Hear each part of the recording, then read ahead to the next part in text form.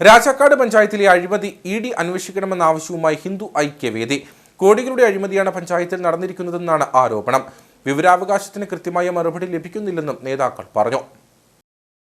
കേരള പഞ്ചായത്ത് രാജ് കെട്ടിട നിർമ്മാണ ചട്ടവും 2019 building rule ഭേദഗതി മാനദണ്ഡങ്ങളും പാലിക്കാതെ വാണിജ്യ ആവശ്യത്തിനുള്ള നിരവധി കെട്ടിടങ്ങൾക്ക് കെട്ടിട നമ്പർ ഇട്ടുകൊടുത്തതിലൂടെ വൻ സാമ്പത്തിക അഴിമതിയാണ് പഞ്ചായത്തിൽ നടന്നത്.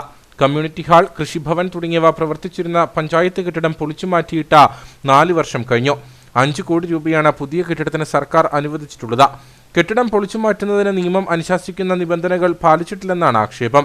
പുതിയ കെട്ടിടം 1 വർഷം കൊണ്ട് പണി തീരേണ്ടതാണ്. ഇപ്പോൾ വാടക കെട്ടിടത്തിൽ പ്രവർത്തിക്കുന്ന പഞ്ചായത്ത് ലക്ഷങ്ങൾ വാടക ഇനത്തിൽ നഷ്ടം വരുത്തുന്നു. പൊളിച്ച കെട്ടിടത്തിന്റെ ഉരുപ്പടികൾ വിറ്റതിൽ നിയമലംഘനമുണ്ട്.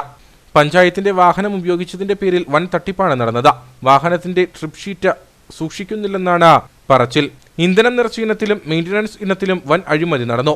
വിജിലൻസിന് പരാതി നൽകിയിട്ടും അന്വേഷിക്കാത്തതിനാലാണ് ഇഡി അന്വേഷിക്കണമെന്നാവശ്യപ്പെടുന്നതെന്ന് ഹിന്ദു ഐക്യവേദി ഉടുമ്പൻചോല താലൂക്ക് കമ്മിറ്റി ഭാരവാഹികൾ പറഞ്ഞു. ഇതിനെ സംബന്ധിച്ചിടത്തോളം നടപടി എടുക്കണമെന്ന് ഞങ്ങൾ വിജിലൻസിന് പരാതി കൊടുത്തിരുന്നു. പക്ഷെ വിജിലൻസ് യാതൊരു നടപടിയും അതിന് പേർക്ക് എടുത്തിട്ടില്ല. അത് കാരണം കൊണ്ടാണ് ഞങ്ങൾ പ്രധാനമായും ഇഡി അന്വേഷിക്കണമെന്ന് ഞങ്ങൾ ആവശ്യപ്പെടുന്നത്. അതുകൂടാതെ ഇവിടുത്തെ വാഹനത്തെ സംബന്ധിച്ചിടത്തോളം ഉള്ള തട്ടിപ്പെന്ന് പറഞ്ഞാൽ വൻ തട്ടിപ്പായിട്ടാണ് ഞങ്ങൾക്ക് മനസ്സിലാകുന്നത്. അപ്പം നമ്മൾ അതിൻ്റെ വിവരാവകാശ നിയമം അനുസരിച്ച് അതിൻ്റെ കാര്യങ്ങൾ ഞങ്ങൾ അന്വേഷിച്ചിട്ടുണ്ട്. അതിൻ്റെ അകത്തൊരു മറുപടി വന്നത് എന്നാന്ന് വെച്ചിരുന്നാൽ, പഞ്ചായത്ത് സെക്രട്ടറിയുടെ ഒരു മറുപടി വന്നത് എന്താണെന്ന് വെച്ചിരുന്നാൽ, അതിൻ്റെ ഈ ട്രിപ്പ് ഷീറ്റ് ഞങ്ങൾ സൂക്ഷിക്കുന്നില്ലെന്നാണ്. അപ്പം അത് ഞങ്ങൾ മനസ്സിലാക്കിയതെന്ന് പറയുന്നത് വളരെയധികം തട്ടിപ്പും വെട്ടിപ്പും ആ കാര്യത്തിൽ മാത്രം നടന്നിട്ടുണ്ട്.